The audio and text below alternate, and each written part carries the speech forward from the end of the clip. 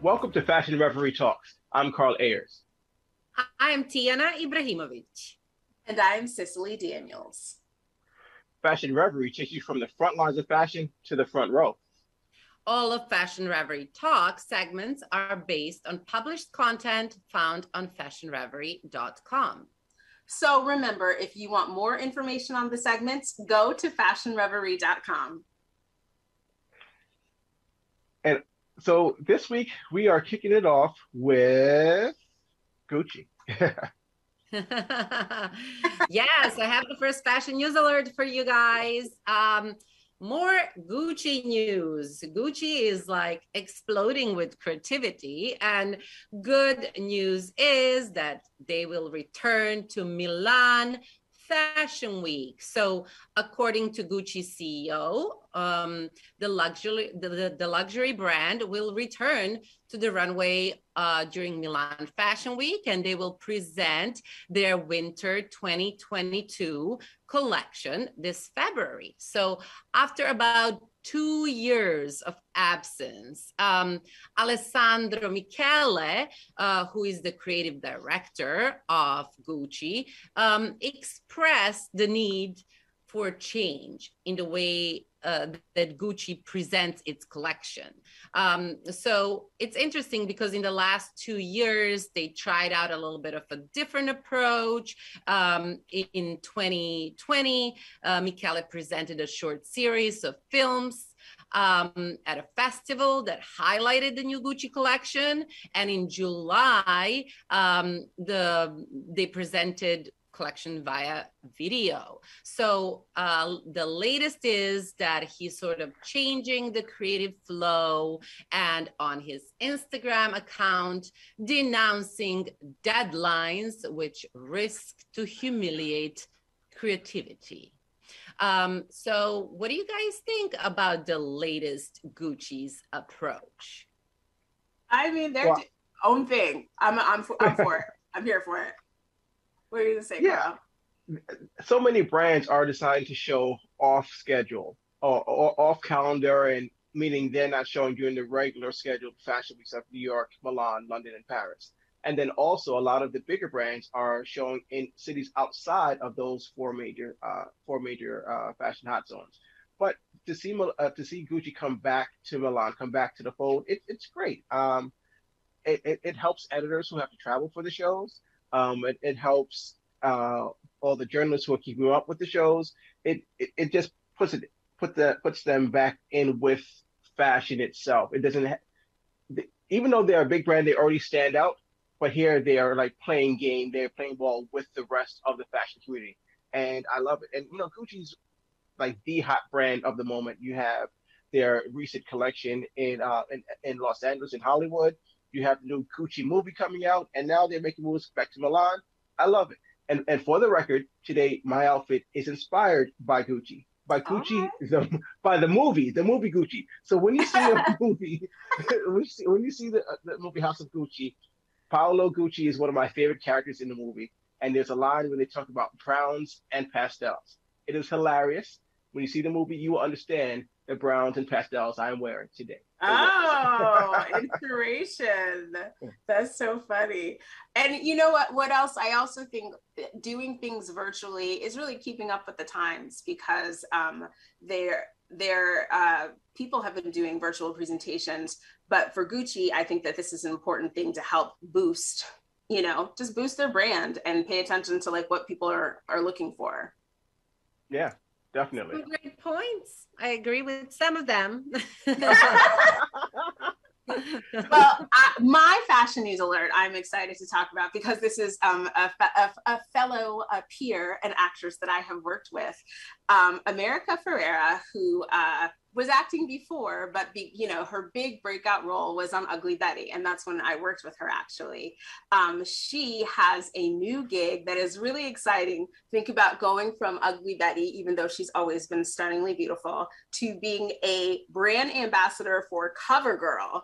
So she is really excited about her version. She's always been into natural beauty, natural makeup, and liking to feel and look like herself. And I think that's what she's known for. And so that's what she's really going to try to help bring to her work as a brand ambassador, as well as advocating for individualism and inclusion, and including the Latinx community, but like all women. I think she's an actress, a person that speaks to so many people, that people relate to her and recognize themselves in her. So I think that this is a really great gig for her, and I'm so excited for her. And there's the promo shot. She just looks kind of like beachy, like natural, like pretty.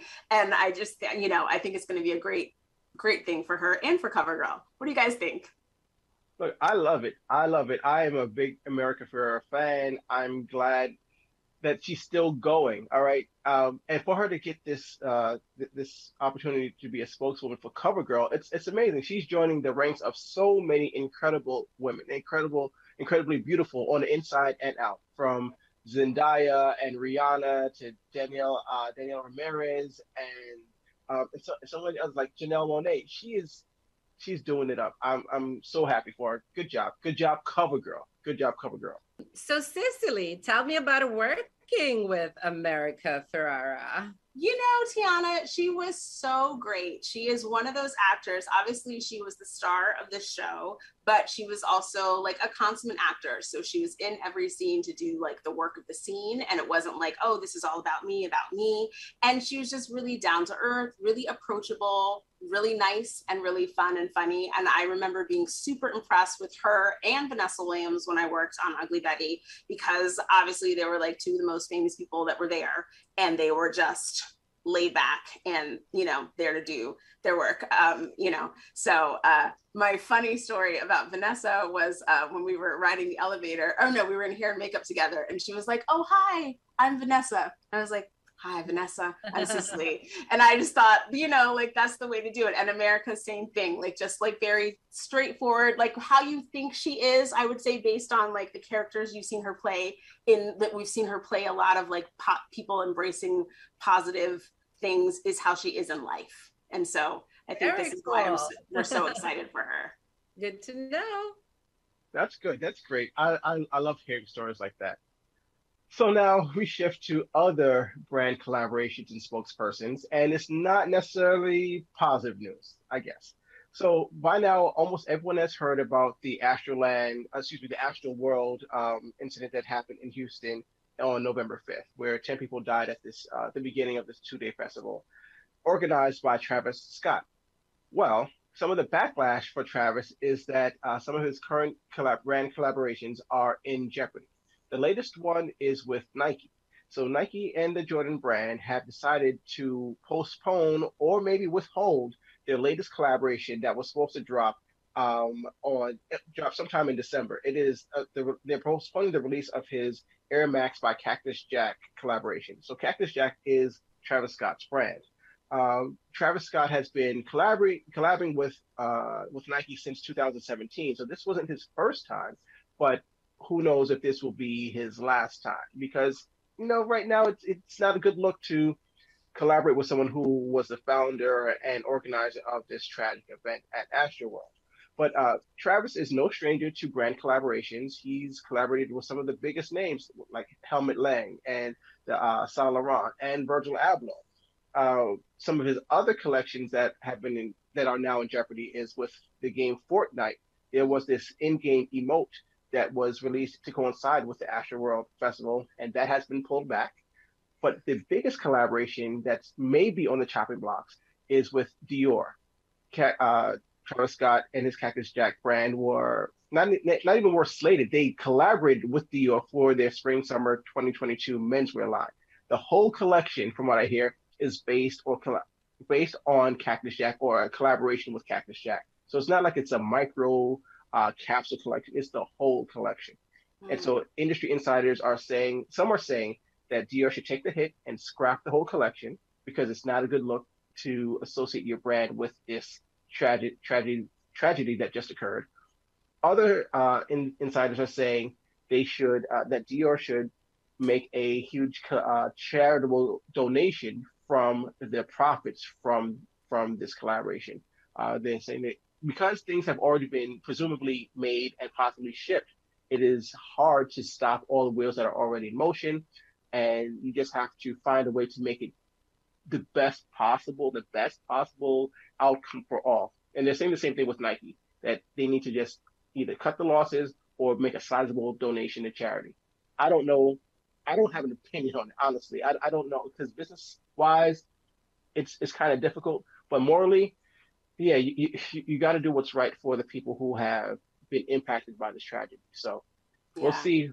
We'll see what happens. What do you ladies think? I hope they find a charitable way to, to find ways to make it help members of the community that maybe were affected or some of those families, so I do think there's a way to do it, but it has to be very thoughtful and very tactful and very cognizant of, the people that were impacted by the tragedy. And I think if everybody works to do that, I think people will probably be okay with it. Be okay with it. Yeah, I agree. Yeah. I mean, I'd follow Kris Jenner's lead. She cut him up first. Like, apparently, their new show, Hulu, that the Kardashians, I'm not sure what's the new name of the show that it's supposed to premiere on Hulu soon.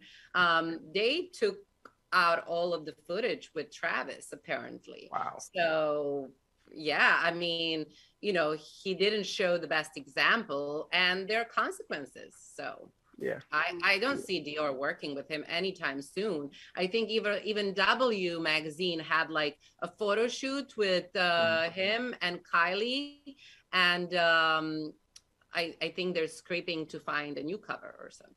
So. Wow. And even Kylie got some backlash because after this incident happened, within a few hours after it happened, there were news alerts saying Kylie Jenner is safe after tragedy at Astroworld.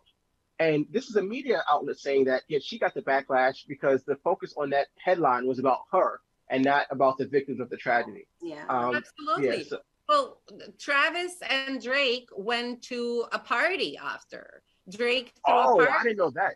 But they didn't know at the time of the severity of the incident. Sure. And once they found out, they left and they. Sure. Wow. I didn't know about the party, but I did hear about the lawsuits that are coming for Drake and for Travis because they kept on performing while people were still being crushed at the front of the crowd. But that's another news item for another day. Yes, we'll keep you all posted. So if you want to hear more or read more about these news items and others, go to fashionreverie.com. All right. Well, the holidays are sort of kicking off. Our first one is Thanksgiving. And why do we love Thanksgiving besides some delicious foods and great company or spending time with the family is Black Friday. So Cameron is our Black Friday insider here, and she suggested some great sales. And we're going to highlight just a few. So why don't we start with a really special one, Cameron, which is Net-a-Porter. Give me a little bit of, info. What is going on? They don't have that many sales that often. This is absolutely true. Net-a-Porter tends to only have 1 or 2 sales a year, maybe that. And I wish I could give you more details about this particular sale, but they won't tell us. Here's what we do know. It's going to start on November 26th, whether it's at midnight or 6 a.m. They won't say. Oh, wow. Now, what the details are of the exact sale, they're not even saying like that. Is it going to be 50% off site-wide, 25%, 50% off on specific brands? They're not saying. They're being very cagey. And of course they can because they're Net-a-Porter. And they just have amazing luxury brands from all over the planet.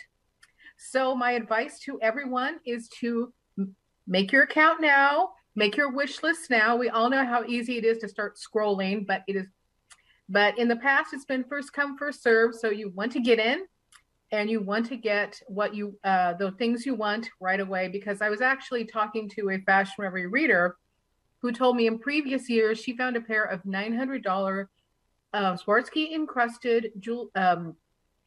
jewel encrusted pumps that originally retailed for $900 and she got them for $400. Oh, so, that's a good sale. Do you have any idea if it's possible to sign up for an alert or something? It's not possible to sign up for an alert, but you can go in and create an account and create a list of your wish list so that is ready to go. Like the minute it starts, and maybe when we get closer, they'll let us know a time.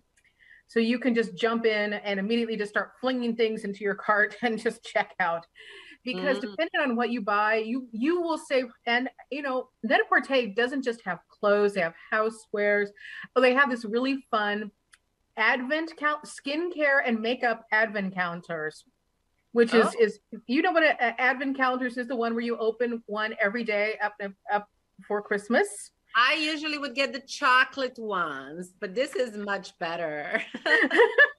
We usually give them to little kids, and the chocolate ones are traditional, but these are skincare and makeup advent calendars that cost hundreds of dollars, but you also get some just amazing products, and that is so much fun. And so, they have housewares, they have a million things, and they won't tell us what's going to be on sale because they know we're going to be there waiting with bated breath to, whenever it starts. Oh. They're not worried. Yeah. There will be buyers. Now, what about makeup? You had some makeup sale that you give us an advice on. Yes, as a matter of fact, MAC, which I'm wearing right now. MAC, is the great cosmetics. It was founded in the 80s it started by a photographer because he was really disappointed in the makeup he was using for photo shoots because it didn't read on camera very well.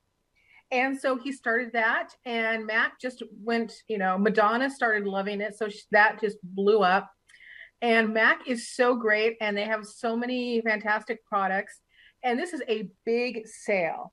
It is going to be starting on the 25th, 40% off site-wide for face and foundation. Oh. And so, yes, and that not just site-wide, it's also in store. So you can actually physically walk into the stores. And not only that, but if you just don't want more than face and foundation, 30% off the entire line. Everything is 30% off from the 25th to the 30th. Yeah, just anything you want. Cool. They have fantastic kits. They have got, of course, their amazing Ruby Woo lipstick that I personally love. It's a great sale. That's great. And so I know that there's another brand you really love and that you're sort of looking forward to their sale, Nest, correct? Nest New York. And actually, I'm not super happy about this sale, to be honest. Why? Because when I bought these things a few weeks ago, I paid full price for them. Oh, no. I love Nest in New York. They have so many fragrances. They've got perfume and candles and diffusers. And so, obviously I love them. I buy a lot of their products. They're going to be having 25% off site-wide starting on the 25th. And if you spend $200, you get a free bamboo candle. Oh, and how much is a candle on average? I know you know this, right? Well, the candles, it depends on the size. This is my Sicilian tangerine candle, but they have ones that are slightly smaller than this. But they also have like 3 wicks. This is a single wick. They have them in multiple sizes. My big recommendation to everyone, because there's this big sale coming up, is they have these really nice, like $17 votive candles. With 25% off, they'll be $13 or $13 or $14. They make great hostess gifts. So I would recommend you go in and buy several and wrap them up. And, when you get invited over for a party or a dinner, everyone brings a bottle of wine or, you know, a cake or something, you can give them a wonderful candle. And they also make great last minute gifts. So, you know, when your sister-in-law, you didn't think was going to give you a gift, pops by and you're like, I have a gift. You're like, oh, I have a gift for you. You know, nice non-gender neutral gift that can work for just pretty much everything. That's a great advice. And thank you, Cameron, for sharing some of these great sales that you also mentioned in your article on fashionreverie.com. Yeah, there's actually a bunch of different sales we didn't even get a chance to get to. Nordstrom's, a few others. There's a lot in that article. Go check it out because you'll be saving hundreds. I do recommend, because of issues with the mail and production, I really recommend people get all their shopping done by probably like the weekend after Thanksgiving, because they're saying that we might have some problems with the mail, or we might have some production line problems. So you want to do it early this year. Get everything done. Thank you, Cameron, so much. And we'll see you next time. All right. Thank you. Bye. Bye. So I am excited to talk to my co-host about her article that she has written on fashionreverie.com about an icon and her fashion. I am talking about Lady Gaga. And in case anybody didn't know, she is about to be in pretty much a big fashion deal movie in House of Gucci. And so Tijana, you have written a great article about her, a little bit about the movie and her journey, yeah? Yes, so I'm very excited to see the House of Gucci. That's first thing I want to mention. Second, I'm also very excited about the fashion in the movie. Third, It was super exciting to actually explore and sort of look at the evolution of Lady Gaga's style. So there are some great styles that we mentioned in the article and they're already published on Fashion Reverie, but I did want to kind of start and from the beginning, you know, when she just showed up, when she just became this known celebrity, you know, the first few years, she obviously had a little bit of a different approach to fashion, maybe a little bit of a different budget too. So, at least at first. yes, at least at first. So, you know, the first look that I sort of paid attention to was her appearance on A Good Day in New York in 2008. Mm-hmm. And so she showed up in this sort of one piece that some speculate could be even made by herself. Like she would often handmade her costumes. Okay. I mean, it's interesting. Obviously, it's a little bit of a different fabric that she wears to premieres and performances today. Yeah. But if you take a look at the photos, it's still Lady Gaga. It's still her style, but I love it that she like progressed and, you know, took it to a whole new level. Yeah, no, but she still brought her like edge. It's interesting, you know, because she's someone we've gotten to see a lot of fashion looks from her over the years. And so it's interesting, you know, just going back to like early things to see that she, you know, she might not have the same like designers probably like, you know, dressing her as it were. But she was like, always creative and she was always like daring. So. Yes, I feel like you see that and you can see that she was like, you know, not afraid to show off her body, not afraid to like, you know, like have a exciting hair or like, you know, like a little bit of edge with whatever she was doing. So yeah, that's fun to see. Yes, for sure. And so I know that there are several iconic looks, but there's probably one that many people may remember when it happened. What do you feel like might be one of her most iconic looks? Well, obviously the meat dress. Obviously. I mean, that's a shocker. It's still a shocker. It is. It was and still is. It still is and was. I don't think anyone tried to replicate that look so far. I don't think so because you know, it was definitely unusual. I can't say that for me it was the most beautiful of her like dresses to me, but it was or it's definitely uncomfortable. But I mean, Lady Gaga is no stranger to wearing uncomfortable fashion pieces, but this was extreme. So when she accepted video of the year award, she had a message with this dress. She came out in a meat set, and it was actually meant to send a message that she is not a piece of meat. That's right. That's right. Tita was not pleased with this outfit, even though prior to that, she wore a look that had like Kermit's the Frog, which was kind of frog dress. Sorry? The frog dress. That's yes.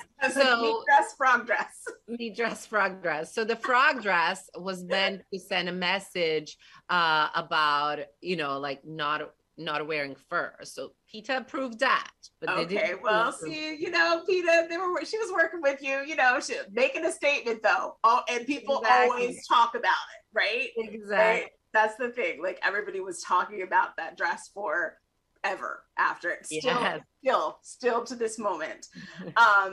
And I know we cover more than this, but her look on this House of Gucci red carpet. Tell me about it. Tell me what you thought about it. So, obviously she's been promoting the movie. She's been on quite a few red carpets in London, I believe in Milan, and in New York. So the latest was in New York, and she wore actually a black dress by Armani Privé. I thought it was her most like subtle style in comparison to the other two premieres, but very classic, very Hollywood, very sort of American glamour, I'd say, even though it was by Armani Privé. So it was classic, but still Gaga style. I feel like she did sort of mature a little bit in what she's wearing. You know, she wore black with a red lipstick, with hair tied.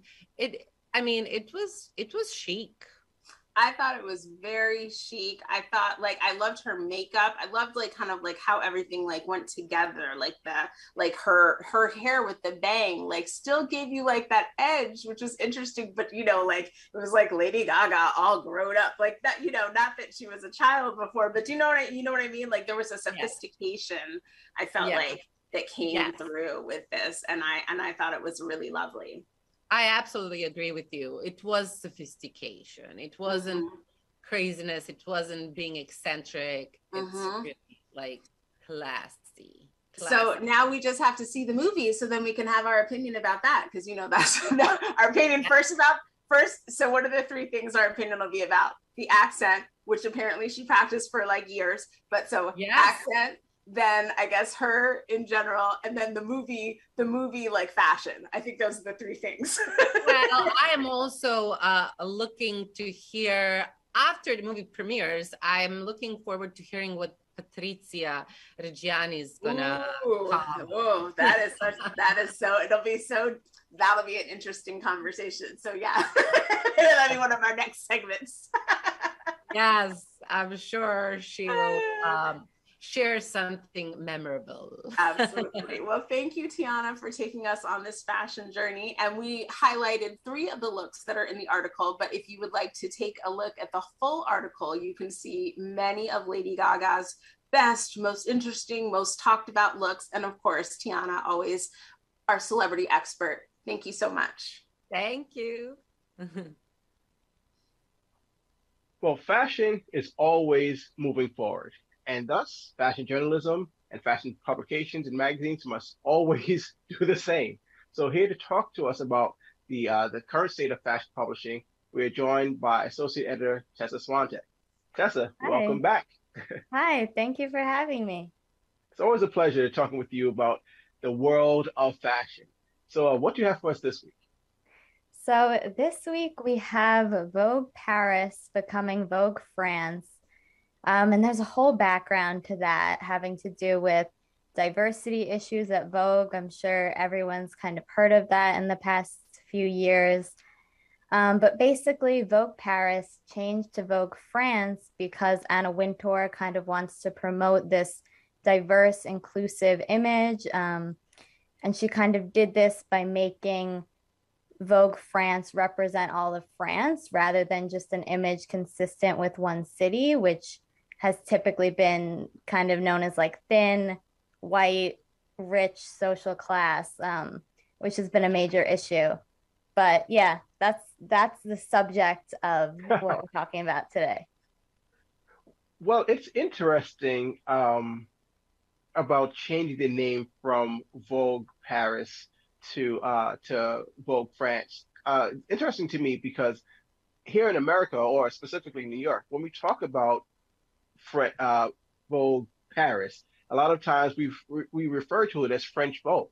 And Right. so and so just like we say Italian Vogue or British Vogue or US Vogue, it's always Vogue and then the name of the country. But with Vogue Paris now becoming Vogue France, another interesting point is that Vogue Paris was the only edition. There are 26 editions of Vogue, but it was the only edition named for a city. The other 25 were named for countries, or there are two that are named for regions, Middle East, and then there's the Mexico and Latin America. But no other edition was named for a city. So this change is kind of interesting that there's some backlash behind it. Right. There's huge backlash to that because Paris obviously has such a huge influence on fashion. So a lot of people in France immediately were upset by it because they felt like it was an erasure on Paris's identity relating to fashion. But something specific, the biggest backlash was from Le Figaro, which is a French daily newspaper. And they kind of said that Wintour is trying to push an American woke agenda onto France, which I mean, my opinion on that is I don't think that's correct to say. I think that's sort of equating a value of diversity that should be standard across all countries to America, which kind of to me is an attempt to exempt France from having to be diverse in their media. I think that that's something that should be just common across all of Vogue. Yeah. But I do see how an erasure I see it as an erasure in a way just because Paris is so influential, but I don't necessarily think that that means that we can't have the same cultural influence. I don't Yeah. know. Yeah. What do you think about it? So Le Figaro has Yeah. been a controversial publication probably since its inception. I think it was created in 1826, and it was actually created as a satire newspaper. And Le Figaro, over the past few years, has had its own share of controversies. Right. It is touted as the voice of the French middle and upper class. It's some people say it's controversial, some people say it's just conservative. So for them to say that this is an erasure of French or Parisian culture, my question, I guess, is similar to yours. It's not. I don't think it's an erasure of French culture, but more of an expansion of from Parisian culture to French culture. So just Right. like there is no Vogue New York, there's a Vogue US or US Vogue, and this is about the whole country. Even though it is based in New York and most of the fashion ideals come from New York, it is not only about New York. And I think it's more about, like you said, about the inclusion. But I think Vogue, not excuse me, not Vogue. I think Le Figaro is positioning the controversy of Anna Wintour making it more, trying to make it more American. I think they're using that as a central argument to rebuff the name change instead of going after what they really want to say, whereas we want it to be about Paris and we don't want Right. it to be about anyone else. But that's not a strong enough argument to cause any real discussion. Right. Yeah, I completely agree with that. And I spoke with a journalist, Angelica Pokova, who she lived in Paris and she's worked for Vogue. I kind of wanted to get an opinion that wasn't mine because I was like, I'm American, maybe I'm biased towards it. But she was saying, which is an interesting point, that the name change she thinks seems American just because it's somewhat performative in a way. And it doesn't really mean actual social change, which when she said it, I completely agree with. So I think the main point is that we have to look for if there's actual change, because a name change is not, that's not really revolutionary, or that doesn't mean social change in any way. That is very true. But it can, if they follow through with their stated purpose of the name change, it can be the spark that changes and makes it more diverse and inclusive. But it on the surface, it's just a name. It's Right. just a name, and maybe they're trying to erase. I don't want to say erase, but maybe they're trying to um, elevate from the past associations of French, oh, excuse me, of Vogue Paris, as being, slim, white, youthful, and hopefully we'll see in the future editorials that it will be more diverse. I mean, this is the cover of the last issue of Mm-hmm. Vogue Paris. And the first issue of Vogue France has this beautiful black model on the cover. So maybe that is the first step. But there's always, oh, I don't say always, but there's been in history some noted tension between the mastheads or the heads of Vogue Paris and U.S. Vogue. So maybe the French are seeing it as another shot across the bow, where it's like, oh, we can still affect you, we can still change you, and show that we are still in more power. I mean, that's just a business side. That's my speculation. I've not heard this from anyone. I'm just thinking it myself. So that may be another issue for them. But I still do like Vogue Paris, and I can't wait to get my hands on, the first issue of Vogue France. Yeah, I mean, the issue looks promising. I mean, it actually does. I didn't think that we would see anything that different, but I mean, it does look like there can actually be change. But I kind of wanted to talk about another part of Le Figaro's statement, which was basically saying that they also see this as an erasure because of Vogue kind of consolidating content. So we've seen Lady Gaga on the cover for both Vogue Italy and British Vogue, and then Adele covered British and American Vogue in October. And this is happening with staff and everything too. So um, in some ways, I can kind of see how consolidation can sort of blur a publication's unique identity. But I also think the reality is with globalization and digitization in general, this is just kind of adapting to a modern landscape and not really an attack on a country's identity, really. I totally agree, because this consolidation of staff is not unique to Vogue or Condé Nast. Right. Time Inc. They've consolidated their publications into, I think, like, four different categories. Um, what is it? Hearst, one of Condé Nast's competing publishing companies, they've taken their five of their magazines and they've consolidated their staff, where like the beauty, editorial, and entertainment staffers work for all five publications. Right. And at Condé Nast, there's also been the consolidation of the higher positions, where there are like regional editorial directors. I think Edward Edifel oversees the European Vogues and oversees most of them. And even with I think at GQ and some other publications, there is still that consolidation. So it's not something that is just unique to Vogue Paris or Vogue France. It is across the board within the Condé Nast hierarchy and across fashion publishing throughout the industry. Right.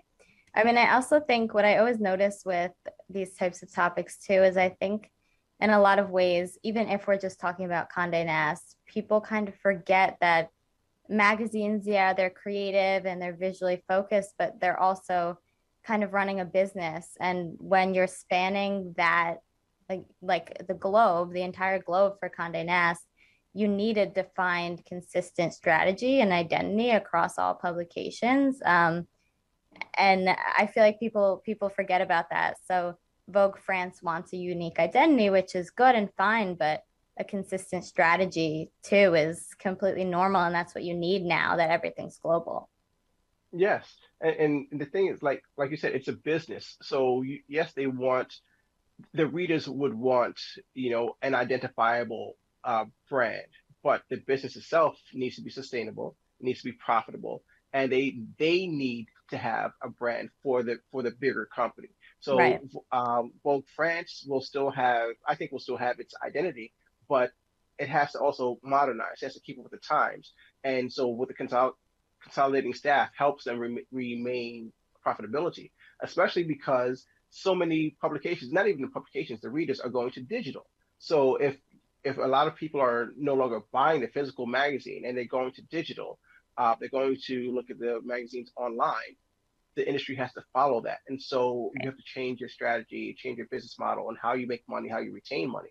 And so that's also something that you were talking about in your article, the changing of the publications. Right. I mean, you even held up the 100-year Vogue magazine, but that kind of looks like, yeah, right. That kind of looks like a book in a way, and you're seeing that a lot. Yeah, it's huge. You're seeing that a lot now, and that's something I talk about the article too.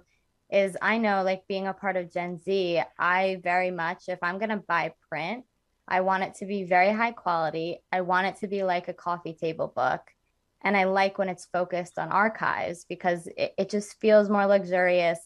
I don't really want to buy print unless it's that. And that's a huge trend now. So if something is in print, that's really these magazines' opportunity to kind of retain their identity and focus on their archives.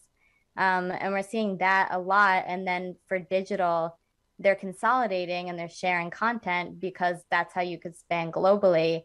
But print is really where you'll get special issues and issues that aren't as consistent, not every month, kind of just focused on the identity of the magazine, which I think is really interesting. Yes. So that issue of Vogue Paris is over 400 pages. So Yeah, crazy. it is rather thick. I haven't counted how many ad pages because that may be a third of it, but it is Probably. a thick issue. But as you were saying about archiving, that is part of the strategy of being able to have a print and digital footprint. Whereas being that print magazines take 3 months in advance to produce to get it to the reader, it's not as immediate. And by the time it gets to the reader, that news can be outdated. So, like you Right. said, it's a good way to archive, to rely on your archives. And a lot of smaller independent magazines and publishers have already been doing something like that. They've Right. produced a publication seasonally, so only 4 times a year. Like we have Ubiquist magazine, which I love. Right. It's a relatively new magazine, but it is still full of beautiful fashion, Yeah. and so it doesn't have that immediacy as like the Vogues, but it has that deep connection with its visuals. Another Right. magazine is actually called the Fashion Archive magazine. Ooh. It's a wonderful new magazine that focuses not only the visuals but also on the wonderfully written content. So that's another strong strong aspect of these newer publications, these archival publications. They're not always quick. They're more deep, and that's what I love in this new direction for magazine publishing. Yeah, I mean, I like that you mentioned that too, because it's also the newer magazines who are able to now hop on the trends easier. And the Yeah. magazines who have been around for like 100 years, they kind of have to backpedal because they have so much already that it's so much harder to get rid of what they already have and go along with the trends. And you wouldn't think it would be like that, but it really is true. Newer magazines can just jump in. Yes. Tessa, we could talk about this forever. I love talking with you. I love our conversations. Thank you so much for joining us today. Thank Viewers, you. if please go to fashionreverie.com and read Tessa's full article and tell us what you think. Join in the conversation. It's not just about us, it's also about you. Thank you so much, Tessa. We'll be back soon. Thank you. Well, that's it, folks. I hope you enjoyed this episode of Fashion Reverie Talks.